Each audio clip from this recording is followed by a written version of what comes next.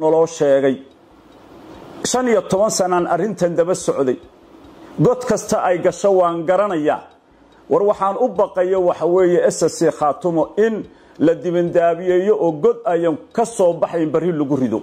iyadoo loo balansan yahay maalinta berita in uu halkaasi ka furmo shirka ay dadka deegaanada SSC ku midaysan yihiin beelaha maakhirna ay goob joog yihiin qaarkood ayaa waxa halkaasi hadal ka soo jeediyay caawa garaad jaamac garaad cali oo isagu aad uga biyadiiday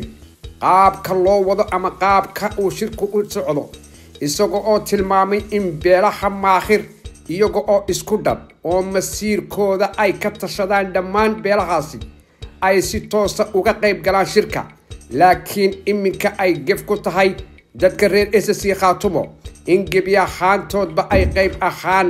ay u gacan haadiyaan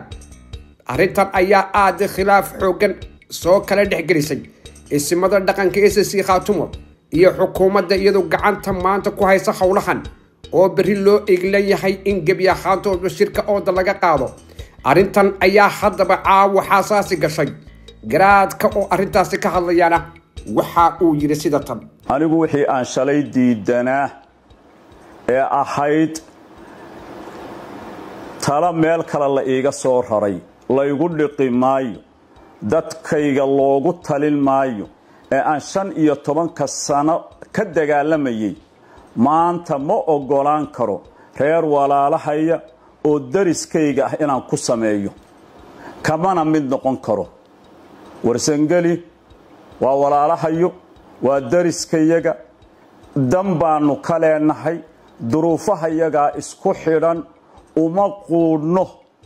in aanu niraahno annaga idinka xulanayna idinka yeeranayna idinku talinayna idin joojin mayno dhaqankiina iyo odayaashiina iyo waayeelkiina waxba weydiin mayno nagama qabato kulama dhici karayno wixii aanu shalay annagu diidanayn inaanu iyaga ku samayno walaalayaalow naga raali ahaada arrintaasina arrin annaga naga suuragal ah maaha arrinka la isku maandhaafsan yahay waa intaynaan cid kale ku xadgudbin